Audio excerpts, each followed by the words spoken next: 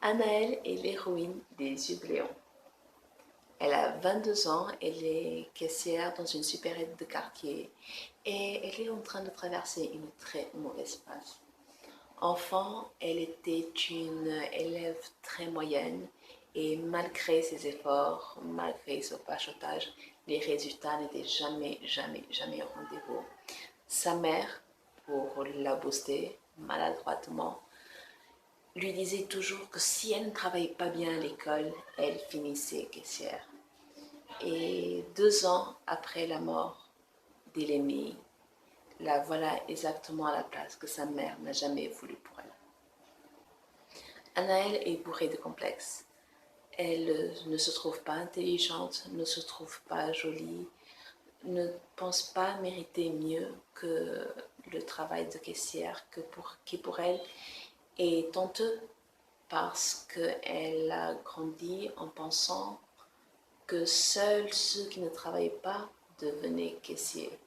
Du moins, c'est ce que sa mère lui a toujours dit.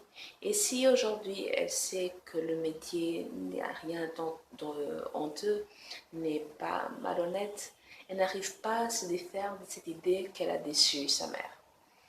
Et c'est un poids qui s'ajoute à tous les autres, parce que rien ne marche dans sa vie. Ce n'est même pas une vie, c'est une existence. Et pour se réconforter, elle se réfugie dans la nourriture. Et après, c'est un cycle vicieux parce que plus elle mange, plus elle grossit, moins elle s'aime, moins elle se trouve jolie, plus elle se replie sur elle-même, moins elle parle aux gens, moins les gens parlent avec elle. Donc, et comme elle est seule, comme elle est triste, bah, elle va se remettre à manger. Et comme elle va se remettre à manger, elle va encore grossir. C'est sans fin, absolument sans fin. Cassandra est l'héroïne de Tango à minuit, le deuxième conte d'Osciller. Et elle aussi est un moment charnière de sa vie professionnelle surtout.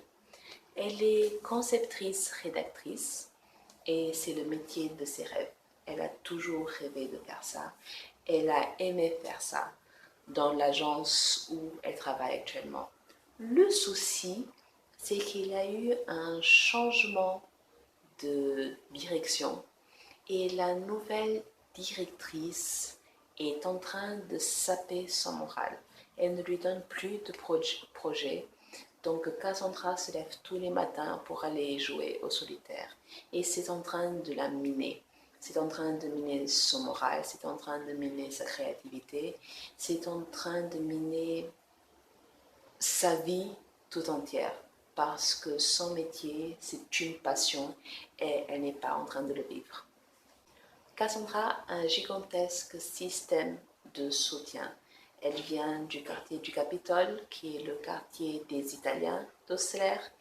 Et dans ce quartier, c'est un peu comme un village. C'est une grande famille, tout le monde se soutient. Et quand elle a besoin d'un réconfortant, elle va au Sorbier des Oiseleurs, qui est le salon de thé le plus populaire de la ville. Et elle pourrait manger une tarte au potiron meringué matin, midi, soir. Et si je dis qu'elle pourrait, je devrais me corriger parce que effectivement, elle mange matin, midi, soir une part de tarte au potiron meringué. Mais chez elle, elle assume. Elle plaisante souvent, disant qu'il faut bien qu'elle entretienne ses formes. Parce que Cassandra ne fait pas une taille 36, pas une taille 38 ou 40, voire même pas une 42 ou 44. Mais elle assume. Elle aime ses formes, elle les met en valeur. Elle porte des robes et des escarpins, zèbres, autruches, couleur moutarde. Elle se sent belle, elle se sent bien, elle assume. Et, pour parler poliment, elle emmerde tous ceux qui y croient autrement. Anaëlle et Cassandra sont deux femmes, deux héroïnes qui sont en train de traverser un moment charnière de leur existence et qui doivent trouver en elles-mêmes une solution ou une force pour traverser le marécage où elle se trouve.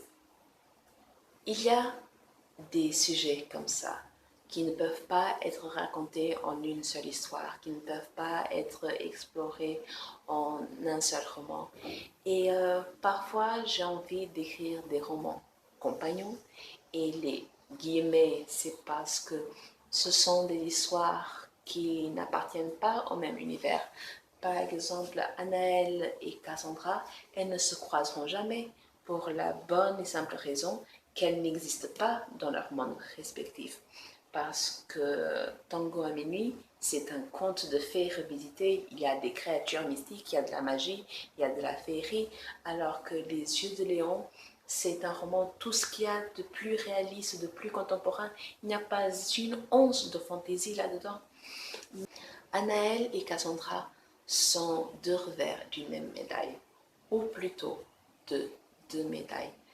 D'un côté, elles sont un moment charnière de leur vie professionnelle, que ce soit une vie professionnelle qu'elles ont choisie ou pas, que ce soit un moment qui a été décidé pour elles, par elles ou pas, mais c'est un moment qu'il fallait transformer.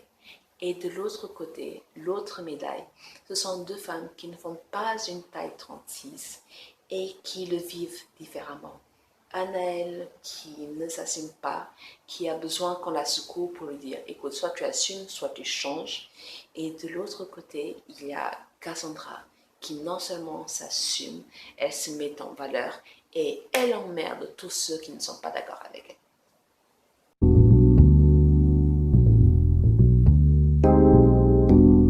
En 2016, j'approchais les 100 kilos. Quand je m'en suis rendu compte, j'ai eu un choc. Et dès le lendemain, je me suis prise en main, que ce soit par une activité physique ou le changement de mes habitudes alimentaires.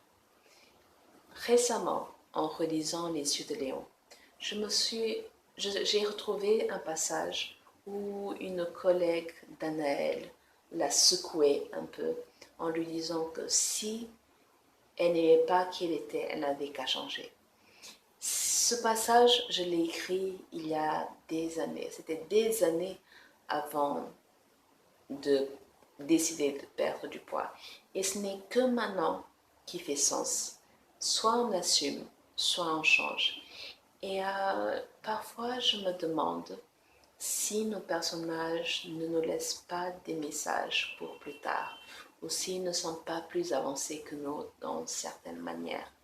Je ne sais pas. Je sais juste que si je n'ai jamais été Anaël, je n'ai jamais eu honte de qui j'étais, je n'ai jamais voulu me cacher, mais je n'ai jamais assumé de la même façon que Cassandra s'assume. Je n'ai jamais osé me mettre autant en lumière que Cassandra. Et même si je n'ai jamais été Anaël, je pense que, encore une fois, mes personnages sont à des années-lumière de moi et que peut-être, je pourrais prendre